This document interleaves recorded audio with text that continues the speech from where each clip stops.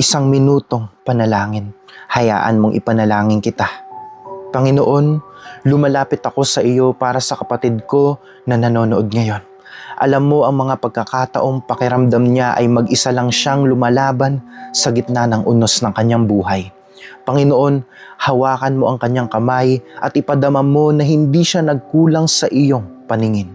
Panginoon, pagalingin mo ang anumang sugat sa kanyang puso at alisin mo ang bigat na pilit niyang tinatago. In the name of Jesus, sa bawat pagsubok na kanyang kinakaharap, magpadala ka ng linaw, lakas at kapayapaan na tanging ikaw lang ang makakapagbigay. Panginoon, ipinapahayag ko na ang bawat patak ng luha ng taong nanonood ngayon ay ginagawa na ng Diyos na binhi ng iyong katagumpayan. Hindi ka tatalikuran ng Panginoon dahil ang kanyang pangako ay matatag at totoo.